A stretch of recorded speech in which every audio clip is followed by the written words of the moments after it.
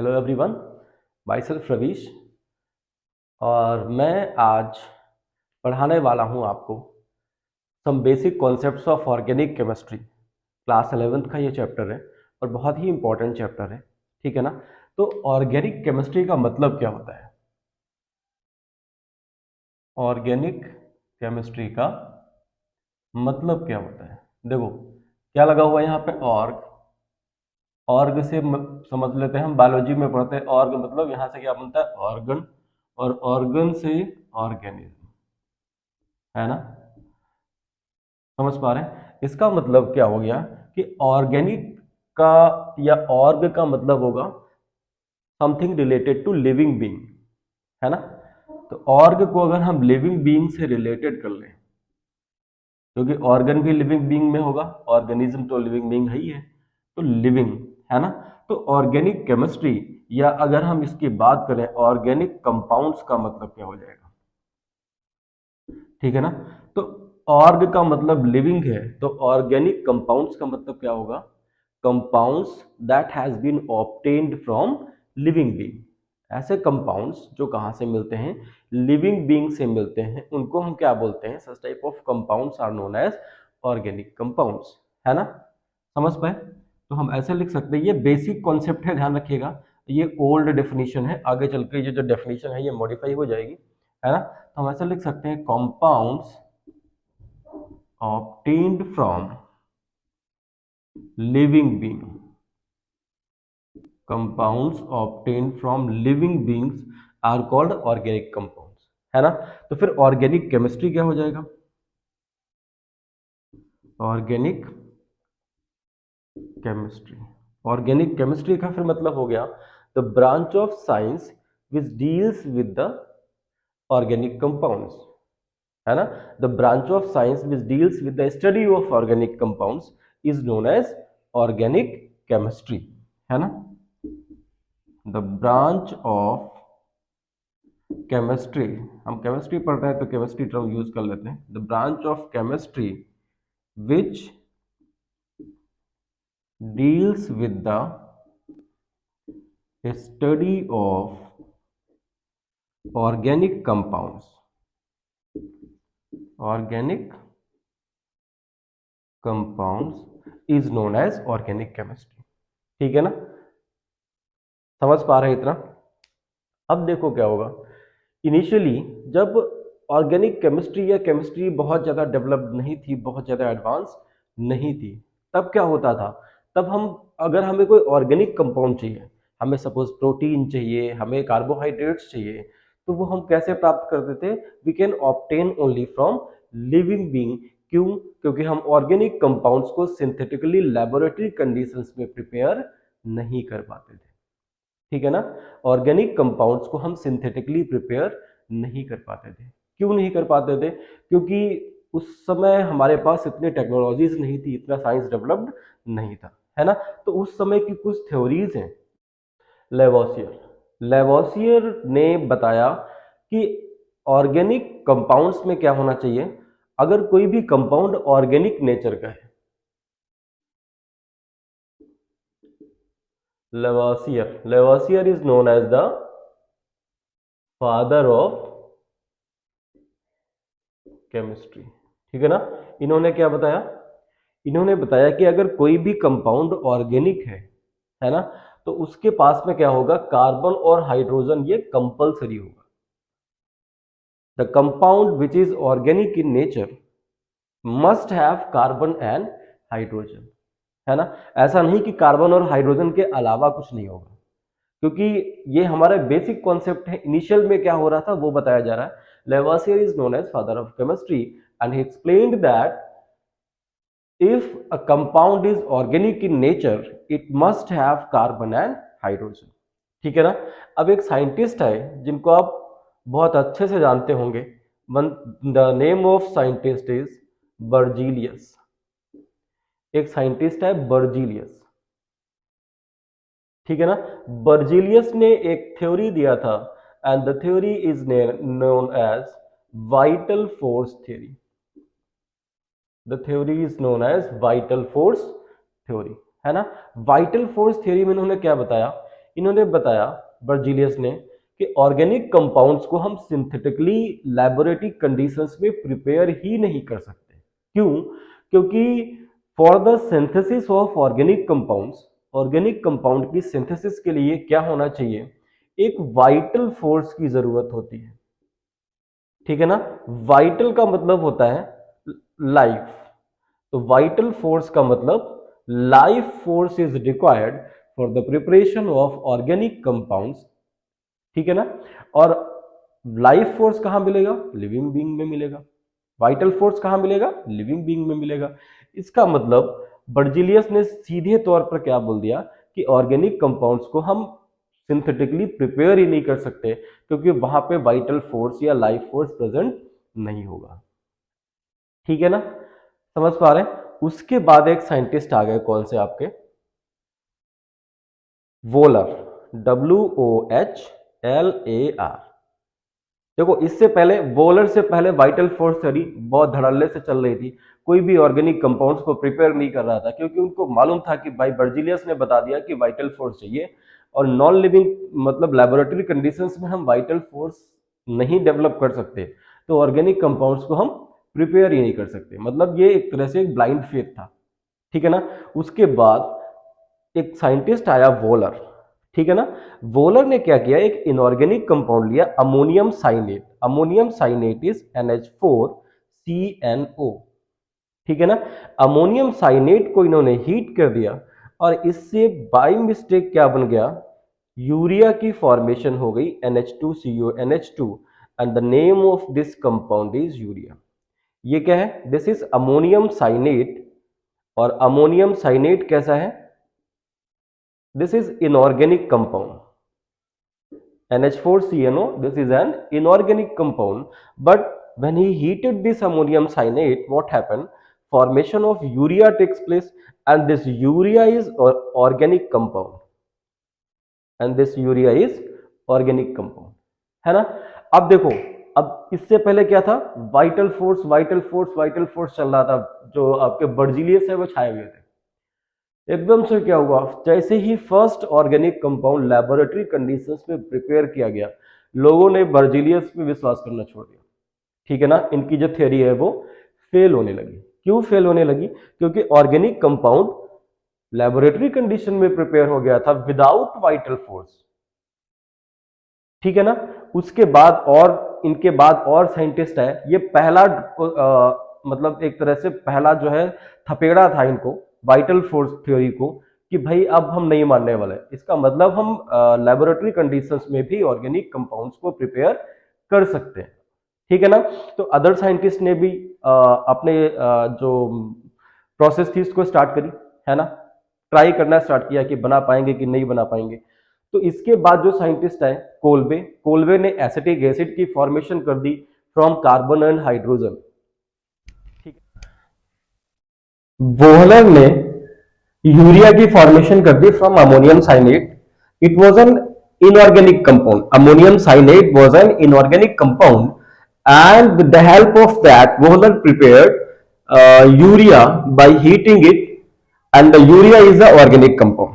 ये पहला स्ट्रोक था एक तरह से, जो वाइटल फोर्स थ्योरी पे पड़ा था। यहां से वाइटल फोर्स थ्योरी जो है फेल होना स्टार्ट हो गई, क्योंकि वाइटल फोर्स थ्योरी में बर्जीलियस ने बताया था कि for the preparation of organic compounds क्या होना चाहिए? There should be life force, there should be a vital force, और लाइफ फोर्स लिविंग बीइंग में होगा, है ना। तो वो पहला एक तरह से कह सकते हो पहला तमाचा था जो बर्जीलियस को पड़ा। उसके बाद क्या हुआ? एक साइंटिस्ट, हमने अभी बहुत नाम सुना है आपने इसका, इनका, कोल्बे, है ना। कोल्बे ने 1854 में क्या कर दिया? एसिटिक एसिड प्रिपेयर कर दिया। Acetic acid CH3COOH organic compound है ना। विनेगर में प्रेजेंट होता है ये 6 to 8%, ठीक है ना। तो उसके बाद सेम कंपाउंड को किसने प्रिपेयर किया था? बर्थलॉट ने प्रिपेयर किया था, ठीक है ना। तो इसको उसने क्या किया? कार्बन लिया, हाइड्रोजन लिया, क्योंकि एसिटिक एसिड में क्या प्रेजेंट है? कार्बन और हाइड्रोजन, एंड ऑक्सीजन भी प्रेजेंट है, वो आगे ऐड होगा। तो कार्बन और हाइड्रोजन लिया, इलेक्ट्रिक आर्क के थ्रू पास किया, तो इन्होंने क्या बना दिया? ये एसिटिलीन की फॉर्मेशन कर दी। CH triple bond CH, the standard IUPAC name of this compound is ethylene और एसिटिलीन, है ना। एसिटिलीन की जब HgSO4 H2SO4 के साथ में रिएक्शन कराते हो, मतलब यहाँ पे हम करते हैं simply hydration, reaction with water, और उसके बाद यहाँ पे एक और रिएक्शन होती है जिसको हम बोलते हैं आइसोमराइजेशन। तो उससे क्या बन जाता है आपका, ये एथेनॉल की फॉर्मेशन हो जाती है या एसिटिल्डिहाइड की फॉर्मेशन होती है। क्या बनता है, एथेनॉल बनता है और एसिटिल्डिहाइड बनता है, ठीक है ना।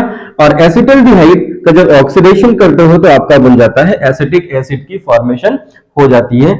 ये सेकंड थप्पड़ था जो किसको पड़ा, जो पड़ गया वाइटल फोर्स थ्योरी को, बर्जेलियस भाई को। हालांकि उस समय उतनी साइंस प्रिपेयर नहीं रही होगी, डेवलप्ड नहीं रही होगी, गलती उनकी नहीं है। नई थीरीज जब आती हैं तो पुरानी को फेल होना ही पड़ता है ना। नया गाड़ी का कोई नया मॉडल आ जाता है तो पुराना जो है उसका प्रोडक्शन बंद कर दिया जाता है। तो उसी तरह से यहां पे भी था कि जब ऑर्गेनिक कंपाउंड्स को लैबोरेटरी कंडीशंस में प्रिपेयर किया जाने लगा, है ना, बोले ने प्रिपेयर किया और कोल्बे ने प्रिपेयर किया, बर्थलोट ने भी प्रिपेयर किया, तो इससे क्या हुआ, जो वाइटल फोर्स थ्योरी थी जो बर्जिलियस ने दिया था वो फेल हो गई, ठीक है ना। अब साइंटिस्ट ये मानने लगे कि ऑर्गेनिक कंपाउंड्स को हम लैबोरेटरी कंडीशंस में प्रिपेयर कर सकते हैं। समझ पा रहे ना। पहला कंपाउंड बना था हमारा अब यूरिया, दूसरा कंपाउंड बना हमारा एसिटिक एसिड, एक और कंपाउंड बना था मीथेन जो किसी अगले साइंटिस्ट ने बनाया था, ठीक है ना। तो अब देखो हमारी जो केमिस्ट्री है, जो ऑर्गेनिक केमिस्ट्री, इसकी मॉडर्न डेफिनेशन क्या हो जाएगी। ऑर्गेनिक केमिस्ट्री वो पुरानी डेफिनेशन थी जो आपने पढ़ा था, compounds obtained from the living being are called organic compounds and the branch of chemistry which deals with organic compounds is known as organic chemistry, है ना। अब मॉडर्न डेफिनेशन हम सिंपली क्या कह सकते हैं कि ऑर्गेनिक केमिस्ट्री क्या है, ऑर्गेनिक केमिस्ट्री क्या है, compounds, study of compounds of carbon, है ना। तो ऑर्गेनिक कंपाउंड्स क्या है, ऑर्गेनिक कंपाउंड्स को हम सिंपली लिख सकते हैं compounds of carbon and its derivatives, compounds of carbon and its derivatives। अगर हम थोड़ा सा और इसको मॉडिफाई करें तो अगर देखो आपने हाइड्रोकार्बन पढ़ा होगा, अगर नहीं पढ़ा तो होगा, क्लास 10th में पढ़ा है हाइड्रोकार्बन। हाइड्रोकार्बन में आपने क्या पढ़ा था, हाइड्रोकार्बन में आपने पढ़ा था compounds of carbon and hydrogen only, compounds of hydrogen, carbon and hydrogen only, इनको हम क्या बोलते हैं, हाइड्रोकार्बन्स, है ना। अब देखो ये और ये हाइड्रोकार्बन्स होते क्या है, दे आर ऑर्गेनिक। हाइड्रोकार्बन्स क्या है, ऑर्गेनिक, है ना। तो इसका मतलब हम ऐसे कह सकते हैं कि what is the definition of modern organic chemistry, तो study of compounds of hydrocarbon and its derivatives, it is simply the study of compounds of hydrocarbon, study of compounds of hydrocarbon and its derivatives, ठीक है ना। Derivatives की हम क्यों बात कर रहे हैं, क्योंकि हाइड्रोजन को हटा के हम कोई दूसरा ग्रुप लगा देंगे तो वो डेरिवेटिव्स हो जाएंगे। जैसे कोई सिंपल सा हम हाइड्रोकार्बन ले लेते हैं, सपोज जैसे मीथेन है आपके पास में, मीथेन आपका सबसे छोटा सबसे सिंपलेस्ट हाइड्रोकार्बन है ना। अब हम क्या करेंगे, इससे अगर इसका मुझे डेरिवेटिव बनाना है तो यहां से हम जैसे इसकी अगर हम क्लोरीन से रिएक्शन करा दें सनलाइट की प्रेजेंस में, तो क्लोरीन क्या करेगा, एक हाइड्रोजन को हटा देगा और ये बना देगा CH3Cl और प्लस HCl।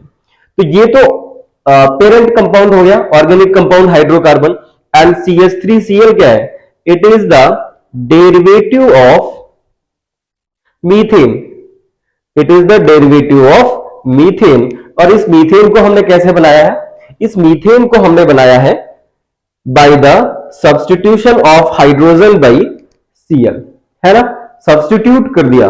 तो इसीलिए इसको हम बोलते हैं study of compounds of hydrocarbon and its derivatives is known as organic chemistry, और simply you can say study of compounds of carbon and its derivatives, ठीक है ना। तो ये ऑर्गेनिक केमिस्ट्री आपको समझ में आया थी, ऑर्गेनिक केमिस्ट्री क्या है, इसके बारे में मुझे क्या क्या पढ़ना है, ठीक है ना। अब देखो जो ऑर्गेनिक कंपाउंड्स हैं उनकी जो स्टडी है वो सेपरेटली की जाती है। पूरी हमने ब्रांच बना दी ऑर्गेनिक केमिस्ट्री, मतलब साइंटिस्ट ने बना दी, पूरी एक ब्रांच है ऑर्गेनिक केमिस्ट्री की। ऑर्गेनिक हम अलग पढ़ते हैं, इनऑर्गेनिक हम अलग पढ़ते हैं और फिजिकल हम अलग पढ़ते हैं। ऐसा क्यों होता है, हमने इसको कलेक्टिवली क्यों नहीं पढ़ा कि ऑर्गेनिक और इनऑर्गेनिक सेपरेट करने की जरूरत क्यों पड़ी? तो पहली चीज तो जो है वो क्या है कि जो ऑर्गेनिक कंपाउंड्स हैं, जो ऑर्गेनिक कंपाउंड्स हैं वो बहुत ज्यादा अमाउंट में हैं, they are present in large amount. ये बहुत सारे हैं, बहुत सारे। अगर हम केमिस्ट्री की बात करें तो केमिस्ट्री का जो 90% पार्ट है वो कौन ऑक्युपाई करता है? ऑर्गेनिक कंपाउंड्स ऑक्युपाई करते हैं, ठीक है ना। तो इसलिए हमें ऑर्गेनिक कंपाउंड्स की स्टडी को सेपरेट करना पड़ा। दूसरा रीजन क्या हो सकता है? What was the second reason? Second reason is कि अगर हम ऑर्गेनिक और इनऑर्गेनिक रिएक्शंस को देखें, है ना, तो ऑर्गेनिक रिएक्शंस में एक यूनिक प्रॉपर्टी है। यूनिक प्रॉपर्टी क्या है? अगर हम कंपेयर करें तो जो इनऑर्गेनिक कंपाउंड्स हैं, ठीक है ना, वो मोस्टली कैसे होते हैं? वो आयोनिक हैं, है ना। और बताया आपको, मतलब इसमें आयंस प्रेजेंट होंगे और आयनिक रिएक्शंस होने की वजह से ये रिएक्शंस कैसी होती हैं? बहुत फास्ट होती हैं, ठीक है ना। और जो ऑर्गेनिक कंपाउंड्स हैं वो कैसे होते हैं? They are mostly they are covalently bonded compounds. इसमें कोवेलेंट बॉन्ड प्रेजेंट होता है और कोवेलेंट बॉन्ड प्रेजेंट होने की वजह से as compare to the inorganic reactions, these reactions are slow, है ना। ऑर्गेनिक की जो रिएक्शंस है वो थोड़ी सी स्लो होती हैं as compare to the inorganic reactions, ठीक है ना। और ऑर्गेनिक कंपाउंड्स में हमें एक और प्रॉपर्टी मिल जाती है, यहां पे बहुत इंपॉर्टेंट प्रॉपर्टी मिलती है जिसको हम बोलते हैं आइसोमेरिज्म या आइसोमराइजेशन। और दूसरी प्रॉपर्टी हमें मिलती है कार्बन कंपाउंड्स में या ऑर्गेनिक कंपाउंड्स में सिंपली कैटिनेशन प्रॉपर्टी, ठीक है ना। तो why what is the reason behind that organic compounds studied separately? The first reason is organic chemistry have large number of compounds, बहुत सारे कंपाउंड्स प्रेजेंट है। They are occupying approx 90% of the total part of the chemistry, ठीक है ना। दूसरा reason क्या हो गया कि these organic compounds have unique property and the unique properties, पहला क्या हो गया कि जो इनऑर्गेनिक रिएक्शंस है वो कैसी होती हैं? They are ionic in nature. और आयोनिक रिएक्शंस कैसी होती हैं? वेरी फास्ट, ठीक है ना। सेकेंड चीज, जो ऑर्गेनिक रिएक्शंस है वो कैसी हो गई? ऑर्गेनिक जो कंपाउंड्स हैं दे आर बॉन्डेड कोवेलेंटली या they are having covalent bond. और अगर कोवेलेंट बॉन्ड प्रेजेंट होगा तो रिएक्शंस स्लो हो जाएंगी as compare to the inorganic. बहुत ज्यादा स्लो नहीं होंगे but they are slow in nature as compare to the inorganic reactions. Getting? तीसरी चीज हमें इसमें क्या मिल गई ऑर्गेनिक कंपाउंड्स में? कि ऑर्गेनिक कंपाउंड्स में आइसोमेरिज्म मिलती है जो कि इनऑर्गेनिक कंपाउंड्स में नहीं मिलती, ठीक है ना। कोऑर्डिनेशन कंपाउंड्स में मिलती है वो अलग है। और तीसरी चौथी प्रॉपर्टी हमारे पास क्या है? कैटिनेशन। की ऑर्गेनिक कंपाउंड्स में कैटिनेशन सबसे ज्यादा मिलता है और कैटिनेशन और टेट्रावैलेंसी की वजह से ही large number of organic compounds exist, ठीक है ना। तो अब मुझे क्या पढ़ना है? अब मुझे इसके बारे में पढ़ना है, कैटिनेशन के बारे में, ठीक है ना। कैटिनेशन क्या होता है? Forming catenation is the self linking property of the compound या कार्बन, है ना। कार्बन क्या करता है? कार्बन कार्बन के ही साथ में, देखो सेम टाइप के एटम में लॉन्ग चेन हाइड्रोकार्बन कंपाउंड्स, ये लॉन्ग चेन कंपाउंड्स की फॉर्मेशन कर सकता है, ठीक है ना। What is catenation? Catenation is the self linking property of carbon. Carbon की सेल्फ लिंकिंग प्रॉपर्टीज में कार्बन कार्बन के साथ में बॉन्ड की फॉर्मेशन कर रहा हो, ठीक है ना। तो इस प्रॉपर्टी को हम बोलते हैं catenation and due to this property large number of carbon compounds exist, ठीक है ना। ये स्ट्रेट चेन के भी फॉर्मेशन कर सकते हैं, ये क्या कर सकते हैं? ये ब्रांच्ड कार्बन चेन की भी फॉर्मेशन कर सकते हैं, इस तरह से ब्रांचिंग भी हो सकती है। They may form cyclic compounds too, carbon cyclic compounds की भी फॉर्मेशन कर सकते हैं, है ना। वैलेंसी हमें 4 रखनी पड़ेगी, ये ध्यान रखिएगा, क्योंकि कार्बन की वैलेंसी 4 होती है।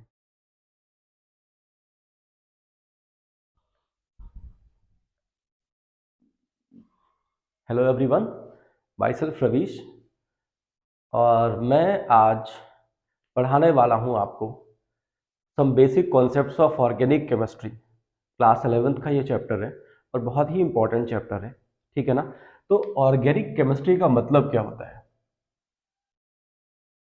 ऑर्गेनिक केमिस्ट्री का मतलब क्या होता है? देखो क्या लगा हुआ है यहाँ पे, ऑर्ग, ऑर्ग से समझ लेते हैं हम, बायोलॉजी में पढ़ते हैं ऑर्ग मतलब यहाँ से क्या बनता है ऑर्गन, और ऑर्गन से ऑर्गेनिज्म, है ना, समझ पा रहे हैं। इसका मतलब क्या हो गया कि ऑर्गेनिक का या ऑर्ग का मतलब होगा something related to living being, है ना।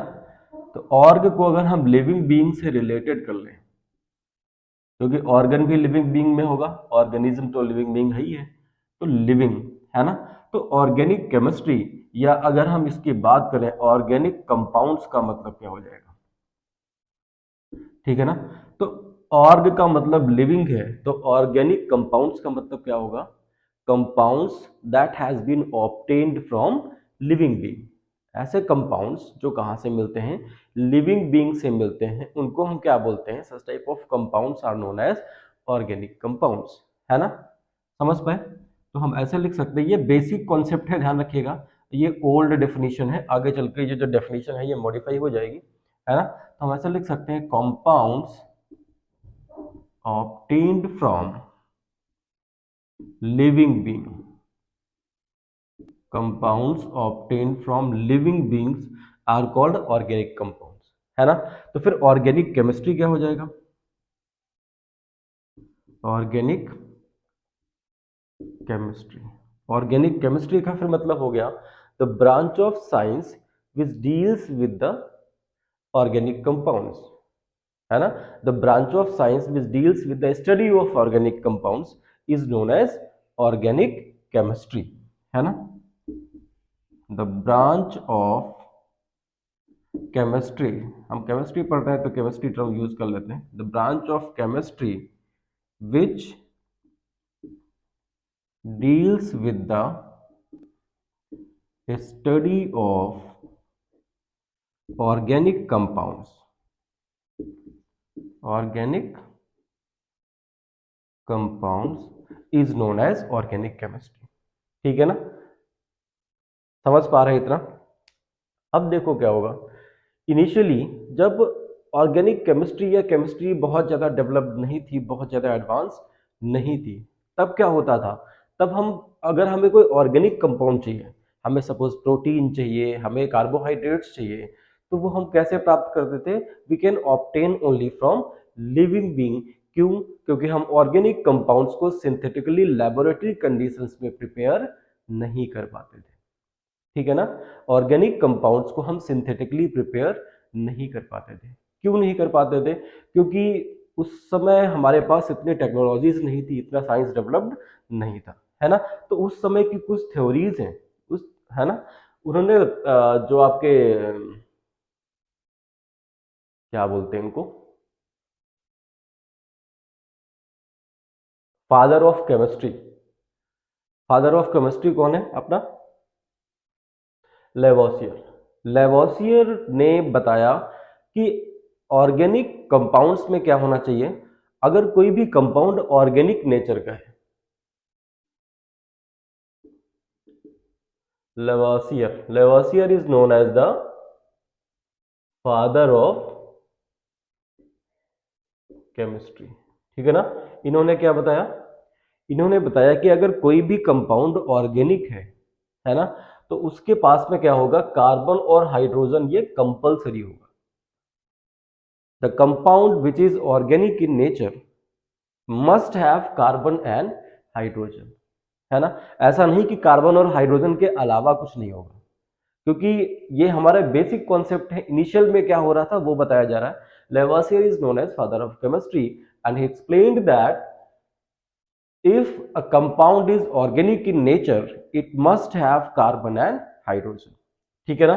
अब एक साइंटिस्ट है जिनको आप बहुत अच्छे से जानते होंगे, the name of scientist is Berzelius, एक साइंटिस्ट है बर्जीलियस, ठीक है ना। बर्जीलियस ने एक थ्योरी दिया था and the theory is known as vital force theory, the theory is known as vital force theory, है ना।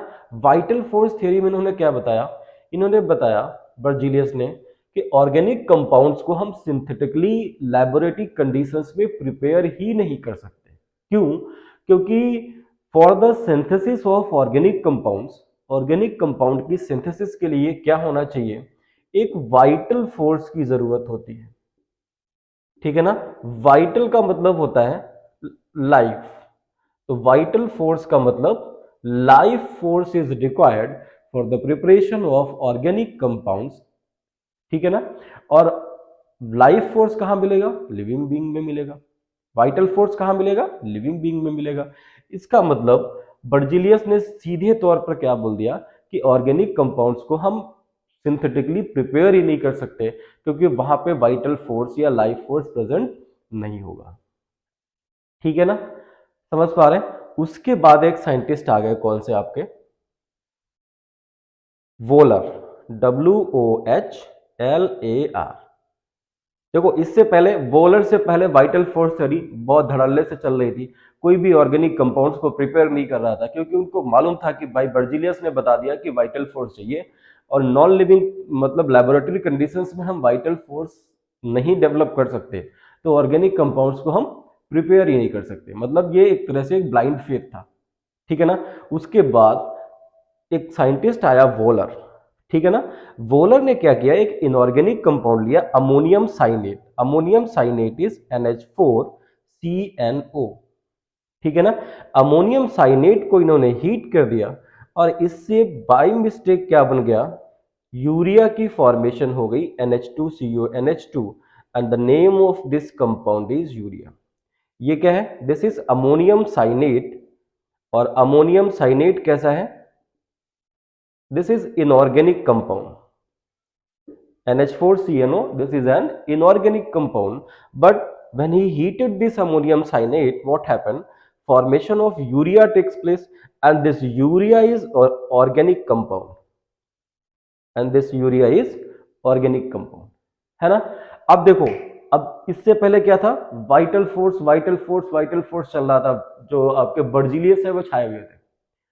एकदम से क्या हुआ, जैसे ही first organic compound laboratory conditions में प्रिपेयर किया गया, लोगों ने बर्जिलियस पे विश्वास करना छोड़ दिया, ठीक है ना। इनकी जो थ्योरी है वो फेल होने लगी। क्यों फेल होने लगी, क्योंकि ऑर्गेनिक कंपाउंड लेबोरेटरी कंडीशन में प्रिपेयर हो गया था विदाउट वाइटल फोर्स, ठीक है ना।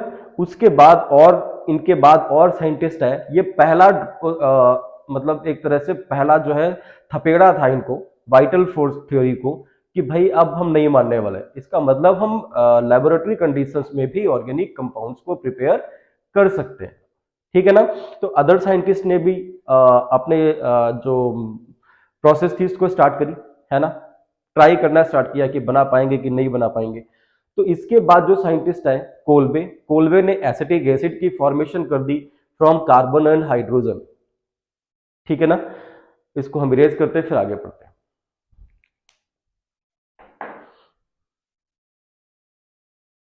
तो व्हाट इज कैटिनेशन, कैटिनेशन के बारे में मुझे पढ़ना है। कैटिनेशन क्या होता है, मैंने बताया था आपको, what is catenation in the carbon compound. Catenation ऐसा नहीं कि कार्बन के साथ में किसी अदर एलिमेंट में या अदर एटम में नहीं होता है, सिलिकॉन में होता है, सल्फर में भी होता है, फास्फोरस में है, कुछ लिटिल क्वांटिटी में ऑक्सीजन और अदर एलिमेंट्स में भी है, बट कैटिनेशन सबसे ज्यादा किस में मिलता है, कार्बन के केस में। तो कैटिनेशन है सिंपली क्या, atoms, more type of same kind of atoms combine together. मतलब अगर हम कार्बन की बात कर रहे हैं, तो कार्बन अगर कार्बन से ही जुड़ता चला जाए, है ना, तो उस प्रॉपर्टी को हम क्या बोलते हैं, catenation property. Means combination of identical atoms together, getting. और अगर हम छोटी क्लास में पढ़ाते हैं तो हम क्या लिखाते हैं, हम लिखाते हैं catenation is the self linking property. What is catenation, catenation is the self linking property of carbon, है ना। मतलब कार्बन कार्बन के साथ में बॉन्ड की फॉर्मेशन करेगा। अब अगर कार्बन कार्बन के साथ में बॉन्ड की फॉर्मेशन करेगा, तो उस प्रॉपर्टी को हम कैटिनेशन बोलेंगे। और इससे क्या हो सकता है, कार्बन कार्बन के साथ में सिंगल कोवलेंट बॉन्ड से भी जुड़ सकता है, डबल कोवलेंट बॉन्ड से भी जुड़ सकता है, और ट्रिपल कोवलेंट बॉन्ड से भी जुड़ सकता है। तो अगर कार्बन कार्बन के साथ में सिंगल बॉन्ड बनाता है, तो other valencies will be satisfied either by hydrogen और by any other element. Carbon carbon के साथ में अगर डबल बॉन्ड की फॉर्मेशन करता है तो कुछ इस तरह से करेगा, ठीक है ना, ये डबल बॉन्ड हो गया। और कार्बन कार्बन के साथ में अगर ट्रिपल बॉन्ड की फॉर्मेशन करता है तो कुछ इस तरह से करेगा, है ना, because the valency of carbon is 4, you have to satisfy the valency of carbon. Getting? अब देखो क्या है, इस कैटिनेशन की वजह से कार्बन के बहुत सारे कंपाउंड्स मिलते हैं, ठीक है ना। तो इससे क्या होगा कि कार्बन जो है स्ट्रेट चेन के भी फॉर्मेशन कर सकता है, ब्रांच्ड कार्बन चेन की भी फॉर्मेशन कर सकता है, और साइक्लिक और क्लोज्ड कार्बन चेन की भी फॉर्मेशन कर सकता है। कैसे कर सकता है कि अगर कार्बन कार्बन के साथ में स्ट्रेट चेन की फॉर्मेशन करता है तो कुछ इस तरह से कर रहा होगा, other valencies of carbon will be satisfied by adding hydrogen or any other element atom, ठीक है ना। so this is a straight chain of carbon, किसकी वजह से हो रहा है? due to the catenation property, this is straight chain, ठीक है ना। अगर स्ट्रेट नहीं बनाता तो क्या कर सकता है? It can form branched chain too, branched chain की भी फॉर्मेशन कर सकता है। किस तरह से? ये कार्बन की स्ट्रेट चेन हो गई, है ना। अब हम क्या करें, इसमें कहीं पे ब्रांचिंग कर दें, ब्रांचिंग मतलब कोई दूसरा कार्बन ऐड कर दें। अब देखो ये स्ट्रेट चेन के साथ में ये ब्रांच्ड, तो ये कार्बन क्या कर सकता है? कार्बन ब्रांच्ड चेन की भी फॉर्मेशन कर सकता है ना। तीसरी क्या है, कार्बन अगर चाहे तो वो क्लोज्ड साइक्लिक कंपाउंड की भी फॉर्मेशन कर सकता है, मतलब in the form of ring. जैसे कार्बन कार्बन के बीच में सिंगल बॉन्ड प्रेजेंट है and it is a 3 carbon chain, sorry 3 carbon ring, ठीक है ना। इसको हम क्या बोलेंगे? अभी कुछ नहीं बोलेंगे, अभी इसको हम सिर्फ बोलेंगे कि this is a ring, ring of 3 carbon atom bonded by single bond together, ठीक है ना। दूसरा देखो, किसी और कार्बन को ले लो, मतलब नंबर ऑफ कार्बन एटम्स बढ़ा लो, 5 कार्बन की हमने रिंग ले ली, ये क्लोज्ड चेन है। अब इसको फर्दर डिवाइड करेंगे आगे तब बताएंगे इसको हम किस तरह से डिवाइड करते हैं। ये साइक्लिक है रिंग फॉर्म में, 5 कार्बन का रिंग है। 6 कार्बन का हो सकता है, तो कैसे हो सकता है? देखो कुछ इस तरह से हो सकता है, कार्बन बेंजीन नाम सुना होगा आपने, तो इसको हम बेंजीन बना देते हैं कुछ इस तरह से, double bond, other valencies of the carbon will be satisfied by hydrogen, ठीक है ना। गेटिंग और नॉट? तो इस तरह से कार्बन क्या करता है? कैटिनेशन करता है, और कैटिनेशन की वजह से हमें इस तरह के कंपाउंड्स की फॉर्मेशन देखने को मिलती है। अब क्वेश्चन आता है कि ये कैटिनेशन तो ठीक है, समझ में आ गया कैटिनेशन होता है, बट कार्बन के साथ में कैटिनेशन सबसे ज्यादा क्यों है? कोई अदर एलिमेंट्स भी होंगे जिसमें कैटिनेशन होगा। फैक्टर्स अफेक्टिंग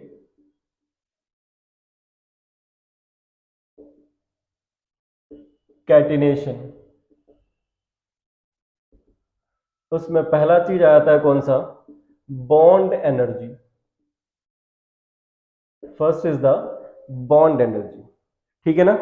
जिसकी ज्यादा बॉन्ड एनर्जी उसकी कैटिनेशन पावर उतनी ही ज्यादा, ठीक है ना।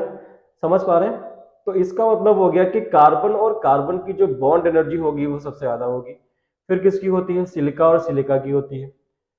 सिलिका और सल्फर की जो वो है बॉन्ड एनर्जी वो लगभग बराबर होती है। उसके बाद किसकी होती है? उसके बाद आ जाएगी फॉस्फोरस की, फॉस्फोरस और फॉस्फोरस के बीच में, देन नाइट्रोजन और नाइट्रोजन, और देन ऑक्सीजन एंड ऑक्सीजन। तो बॉन्ड एनर्जी कार्बन की सबसे ज्यादा है, इसकी वजह से बॉन्ड की स्टेबिलिटी भी सबसे ज्यादा है, और अगर बॉन्ड की स्टेबिलिटी ज्यादा होगी तो वो कैटिनेशन प्रॉपर्टी भी वहां पे सबसे ज्यादा होगी। तो इसका मतलब हो गया कि catenation property highest in carbon, then silica and sulphur are almost same, then phosphorus, then nitrogen, and at last oxygen. Getting? Why this carbon forms large number of compounds, or why this carbon have highest catenation property? So highest catenation property depends on bond energy, and carbon have highest bond energy, and that's why it have highest catenation power, ठीक है ना। दूसरी चीज catenation में क्या होगा? देखो carbon carbon के साथ में तो स्टेबल बॉन्ड की फॉर्मेशन कर रहा है, इसकी बॉन्ड एनर्जी लगभग 83 किलो जूल मोल इनवर्स रहती है, जो कि सबसे ज्यादा है। अब देखो कार्बन क्या करता है, कार्बन दूसरे नॉन मेटल्स के साथ में भी बॉन्ड की फॉर्मेशन कर सकता है। कार्बन जो है हाइड्रोजन के साथ में बॉन्ड बना सकता है, nitrogen, oxygen, sulphur, phosphorus, chlorine, bromine, iodine etcetera, इन सबके साथ क्या कर सकता है, स्टेबल कोवलेंट बॉन्ड की फॉर्मेशन कर सकता है। और यहां पे भी जो सबके साथ में बॉन्ड एनर्जी होगी लगभग इसके बराबर ही होती है। मतलब जो बॉन्ड एनर्जी कार्बन कार्बन के बीच में है लगभग वही 83, किसी में 82, किसी में 84, लगभग उतनी ही रहती है। ठीक है ना। तो इसका मतलब हो गया कि कार्बन कार्बन के साथ में तो स्टेबल स्ट्रॉन्ग बॉन्ड की फॉर्मेशन करता ही करता है, ये अदर एटम्स के साथ में भी बॉन्ड की स्ट्रॉन्ग बॉन्ड की फॉर्मेशन करता है। And that's why carbon compounds exist numerously. Large number of carbon compounds exist. Getting or not? This is all about the catenation. एक और प्रॉपर्टी हो सकती है यहाँ पे कार्बन के साथ में कि कार्बन जो है सिंगल कोवलेंट बॉन्ड की भी फॉर्मेशन करता है, कार्बन कार्बन, ये डबल कोवलेंट बॉन्ड की भी फॉर्मेशन कर सकता है, कार्बन ट्रिपल कोवलेंट बॉन्ड की भी फॉर्मेशन कर सकता है। Means it have ability to form multiple bonds also. Getting? And that's why carbon compounds exist in large quantity. Getting or not? So now come to the, we will move to the new topic, that is the hybridization और tetravalency of carbon और hybridisation. तो tetravalency of carbon या hybridisation क्या होगा इसको देख लेते हैं।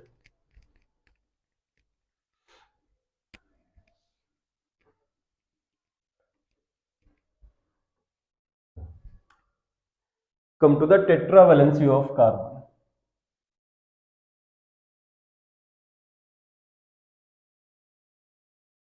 टेट्रावैलेंसी ऑफ कार्बन या इसी हम बात करें ये क्या हो जाता है, hybridisation.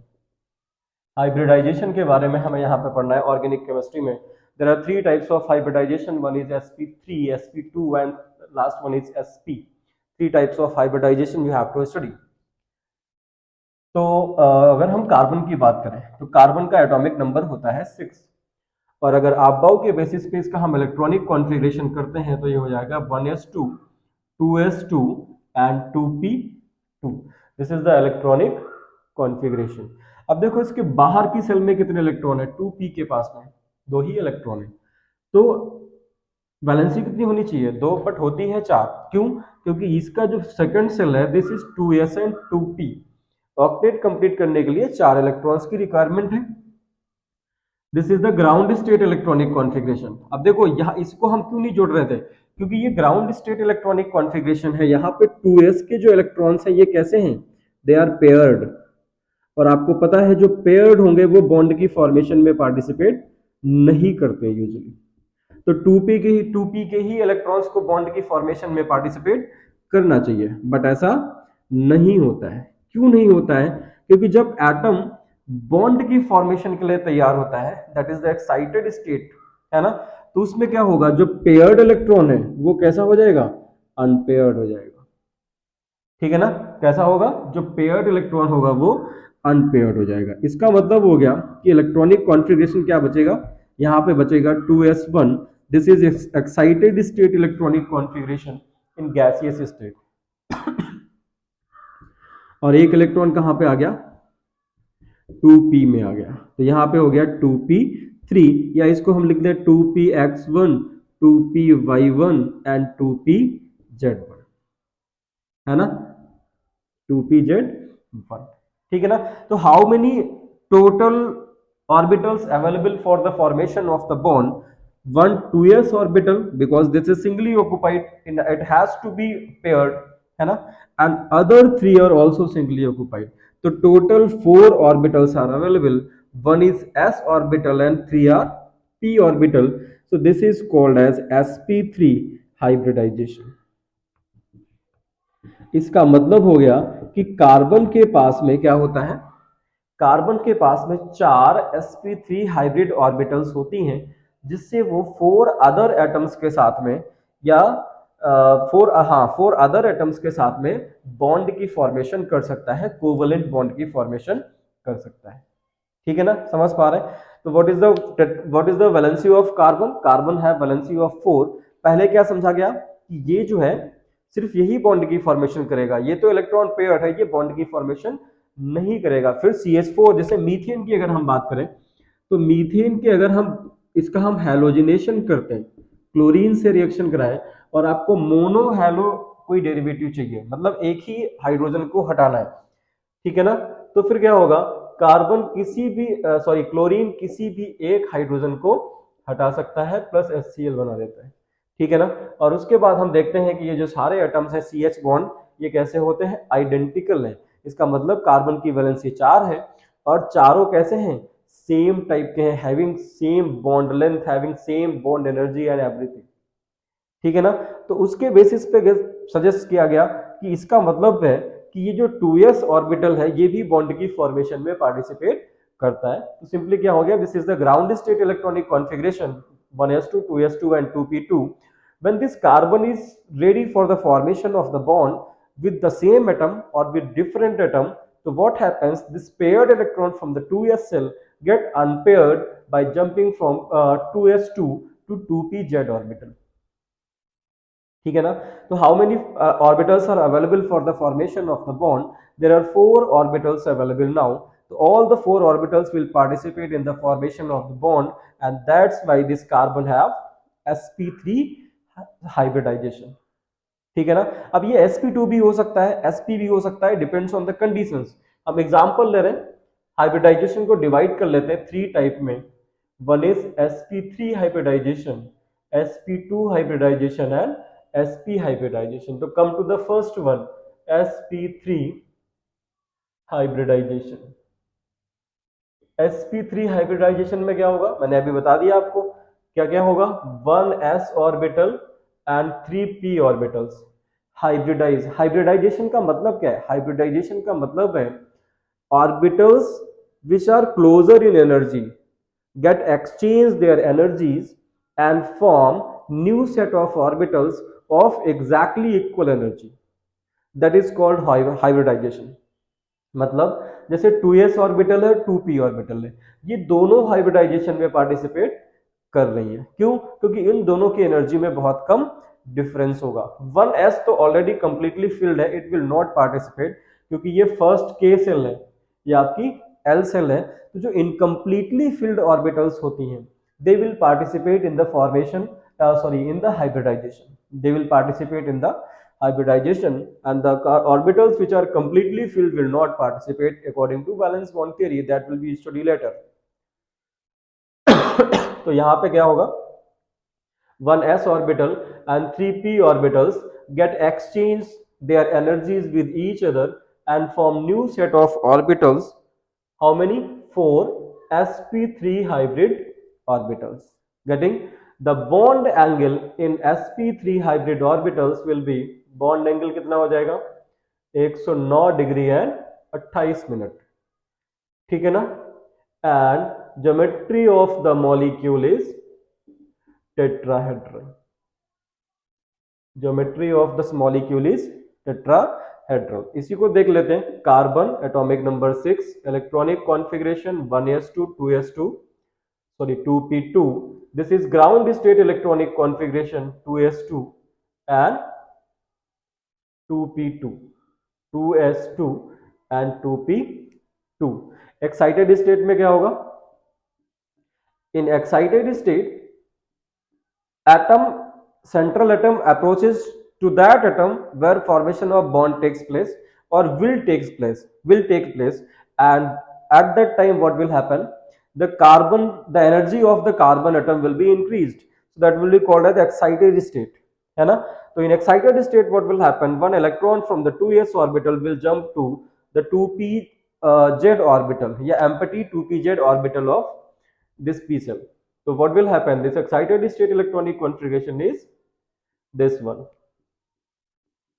all the orbitals get singly occupied। Now what will happen, these are the 4 sp3 hybrid orbitals of what, carbon, and these 4 sp3 hybrid orbitals of the carbon will overlap with hydrogen, because I am taking the example of CH4।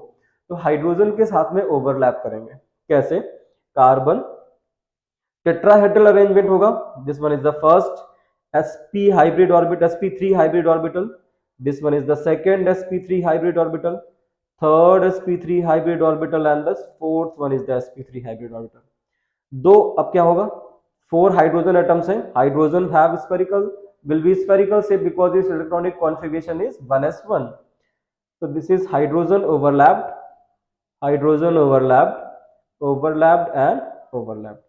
What is the bond angle? The bond angle is 109 degree 28 minute या 109.5 degree, you can write 109.5 degree approx, ठीक ना।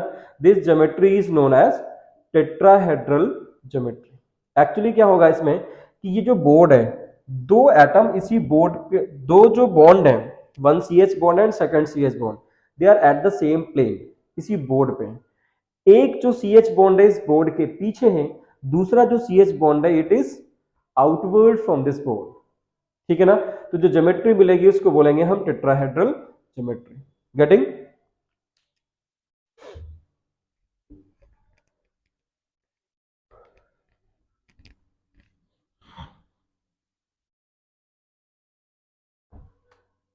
अब देखो इसकी geometry को further कैसे बनाते हैं।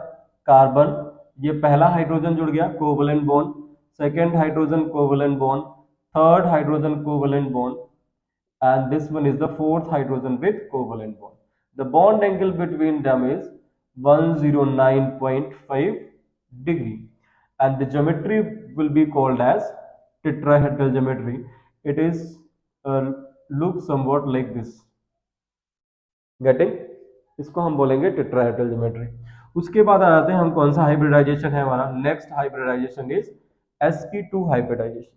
इसमें क्या होगा, 1s orbital and 2p orbitals hybridize, exchange their energies and form how many, 1 and 2, 3 sp2 hybrid orbitals।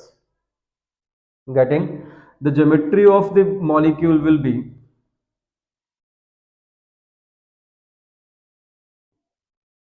geometry of the molecule will be trigonal planar geometry, and bond angle between the sp2 hybrid orbitals will be what, will be 120 degree, ठीक है ना। Just take the example of CH2 double bond CH2, the name of this molecule is ethene. बना के देखते हैं इसी तरह से कैसे बनाएंगे। अब देखो यहाँ पे डबल बॉन्ड है, यहाँ पे क्या प्रेजेंट है, डबल बॉन्ड प्रेजेंट है। तो डबल बॉन्ड प्रेजेंट होने की वजह से क्या होगा, आपको पता है जो सिंगल बॉन्ड होता है, नहीं पता है तो बता देते हैं। अगर कहीं पे सिंगल बॉन्ड है तो वहां पे सिर्फ एक सिग्मा है।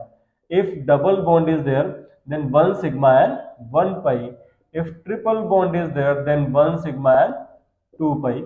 अलग से लिख देते हैं, one sigma and one pi, here two sigma and one sigma and two pi. Getting? तो अब यहाँ पे डबल बॉन्ड है तो डबल बॉन्ड में क्या होगा, एक सिग्मा होगा और पे एक पाई होगा। बट ध्यान रखिएगा जो sp2 हाइब्रिड ऑर्बिटल्स होंगी वो सिर्फ सिग्मा बॉन्ड बनाएंगी, they will not participate in the formation of pi bond, pi bond वहां पे नहीं बनेगा। तो देखते हैं, कार्बन ले लो, central atom carbon, atomic number 6, electronic configuration 1s2, 2s2 and 2p2। This is ground state electronic configuration 2s2 and 2p2, है ना। In excited state what will happen, in excited state what will happen, one electron from here will jump to this orbital forming electronic configuration like this। Now what will happen, here double bond is there and for the formation of double bond you have to leave one orbital, so this is 2pz orbital and this orbital will participate in the formation of pi bond, और this p orbital कैसी है ये, unhybrid p orbital, क्या करेगी, involve in the formation of pi bond. And pi bond कैसे बनता है? Formation of pi bond takes place by lateral overlapping that you have studied in chemical bonding 11th chapter class 11th। ठीक है ना? तो क्या हो गया, वन ऑर्बिटल आपने खाली छोड़ दिया, तो how many orbitals left? Three. these three orbitals, out of these three, one s and two p, so it will be sp2 hybridization. One s orbital and two p orbital will hybridize to give three sp2 hybrid orbitals, and the remaining one orbital remains unhybrid, having one electron, and this orbital will participate in the formation of pi bond by lateral overlapping. So how this formation takes place? There are two carbon atoms and each carbon will have three orbitals, three sp2 hybrid orbitals and one unhybridized orbital with one electron. So make these three. One orbital, suppose this one orbital of the carbon will overlap with the carbon with each other to form a sigma bond.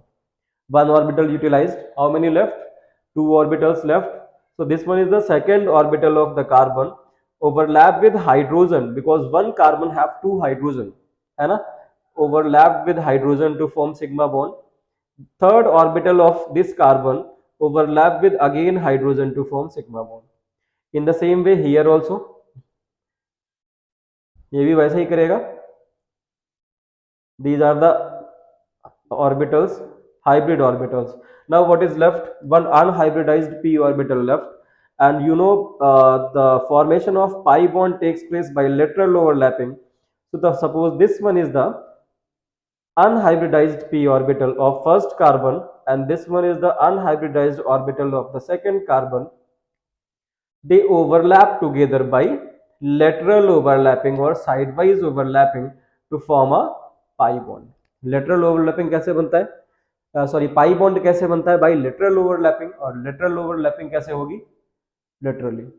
Getting? So this will be the bond structure of ethene molecule CH2 double bond CH2। अगर हम वैसे बात करें तो क्या होगा? एक carbon से दो हाइड्रोजन जुड़े हुए हैं बाई सिग्मा बॉन्ड, दूसरे कार्बन से दो हाइड्रोजन जुड़े हुए हैं बाई सिग्मा बॉन्ड, एक कार्बन से एक हाइड्रोजन जुड़ा हुआ है बाई सिग्मा बॉन्ड। अब क्या है, जो पाई बॉन्ड होता है आपको पता है उसमें इलेक्ट्रॉन डेंसिटी एक्सिस पे नहीं होती है, because they are overlapping literally. तो इलेक्ट्रॉन डेंसिटी इस कार्बन के ऊपर होगी, है ना, और इलेक्ट्रॉन डेंसिटी इस कार्बन के नीचे होगी, कुछ इस तरह से। ठीक है, so this is the sp2 hybridization. Now last one is left, that is the sp hybridization. उसमें क्या होता है उसको भी देख लेते हैं। कॉपीड।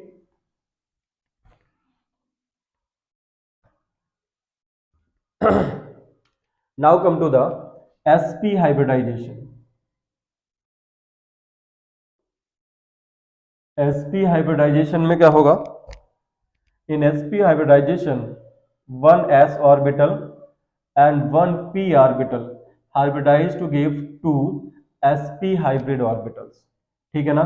बॉन्ड एंगल कितना होगा यहाँ पे? अब बॉन्ड एंगल हो जाएगा आपका 180 डिग्री, और ज्योमेट्री कैसी होती है? ज्योमेट्री होती है लीनियर। इसी इसीलिए कभी कभी sp हाइब्रिडाइजेशन को हम क्या बोल देते हैं? हम लीनियर हाइब्रिडाइजेशन भी बोल देते हैं। ये कौन सा हाइब्रिडाइजेशन है? Linear hybridization. ठीक है ना? Just take the example of ethyne molecule CH triple bond CH, this is ethyne. इसमें क्या होगा? ट्रिपल बॉन्ड है। ट्रिपल बॉन्ड में आपको पता भी बताया था एक सिग्मा और दो पाई प्रेजेंट होते हैं, तो एक सिग्मा होगा और दो पाई होंगे, है ना? तो दो pi, two pi, for the formation of two pi bond you have to leave two p unhybridized orbitals, है ना? तो carbon atomic number 6, electronic configuration वही रहेगा 1s2 2s2 and 2p2। 1s will not participate in the formation of the bond according to the valence bond theory, but 2s will participate. This is 2s2 and this one is 2p2. It have two electrons. This is the ground state electronic configuration. Now what will happen? In excited state, when carbon is ready for the formation of the bond with carbon as well as with hydrogen, what will happen? One electron from the 2s will jump to 2p orbital. So the electronic configuration will be this paired electron get unpaired and this one, है ना. Now see, two pi bond formation are there, two pi bonds are there. So for the formation of the two pi bond, you have to leave these two unhybridized p orbital. For what? For the formation of the pi bond, as you have studied in sp2 hybridization. So what is left here? Two orbitals left, one s, two s orbital and two p orbital. मतलब ये orbital का number है, मत समझिएगा, ये दो orbital हैं, एक 2s की एक 2p की, तो क्या बन जाएगा? This is sp hybridization. ठीक है ना. इसका मतलब हो गया कि हर कार्बन के पास कितनी? दो अनहाइब्रिडाइज्ड ऑर्बिटल हैं जो पाई बॉन्ड बनाएंगी बाय लेटरल ओवरलैपिंग, और दो कैसी हैं? हाइब्रिड ऑर्बिटल्स हैं, ये क्या बनाएंगी? They will form sigma bond by head to head overlapping.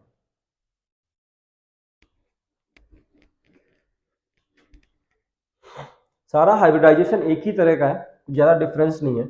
अब देखो, ये पहला कार्बन ले लिया आपने, ये दूसरा कार्बन ले लिया. Carbon will overlap with each other by S one hybrid orbital forming sigma bond. Suppose this 2s orbital is involved in the formation of carbon carbon sigma bond, है ना. What is left?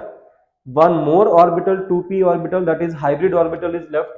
So that second orbital will overlap with what? With overlap with hydrogen to form sigma bond of this carbon and this carbon too. बन गया. This is also sigma bond. Now what is left? These two unhybridized orbital left, है ना. ये क्या करेंगी? They will overlap laterally to form pi bond. What will happen? Suppose this one is the first 2p unhybridized orbital of the first carbon and this one is the second carbon. They overlap together to form a pi bond. एक pi bond बन गया, है ना. दूसरे को थोड़ा सा हम टिल्टेड दिखा देते हैं कुछ इस तरह से.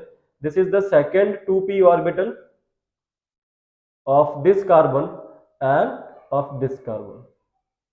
What will happen? They overlap together to form what? To form pi bond again. ठीक है ना. So this is the orbital diagram of ethyne molecule, and in ethyne molecule the state of hybridization is sp. Getting or not?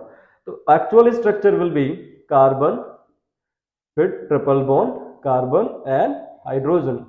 Here sigma bond, total 3 sigma bond and 2 pi bonds are there. Getting or not? Getting? और समझ में आ गया तो subscribe भी कर दो भाई. Thank you.